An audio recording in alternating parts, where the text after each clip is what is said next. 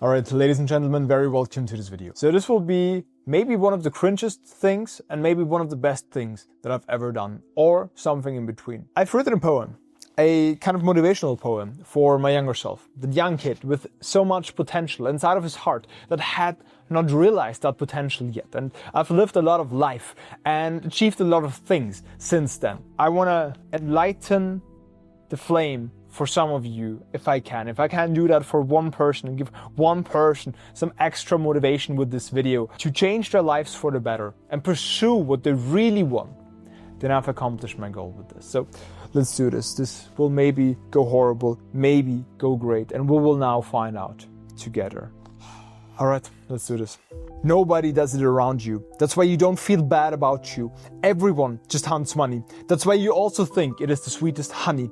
Don't get me wrong, I'm not gonna sit here and pretend it doesn't matter, but there is something way better. Money is just a means and should never be the goal, nor the center of your dreams. In fact, it is the very thing, the only thing, appealing enough to kill most people's dreams. The strive for more is chasing us like a ghost, making us completely forget what we love most. Because let me let you in on a secret here, a truth so severe that it will shock you to the bone and throw this illusion inside your head off its throne. It is all a setup, like these street artists making you search for the pearl that is in no cup. And what makes this whole place so ironic is that it comes to those who don't spend their thoughts on it, to those who follow their purpose. You can't even imagine how full their purse is. I'm not just talking about coins and paper, I'm talking about something way greater.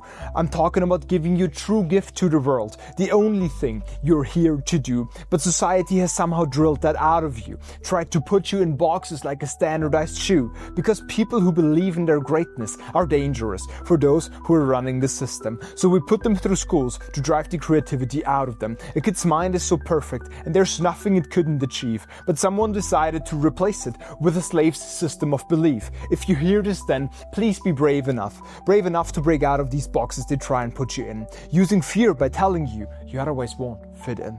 Break out of them and rip them apart and ask yourself, what would you do if your life was a piece of art? If there was no one to judge you, no bills to pay, and no problems on your way, what would you do? And one last question to ponder on before you move on. If there was nothing that could stop you, what is the path you would pursue? Ladies and gentlemen, that was it. I will catch you in the next one.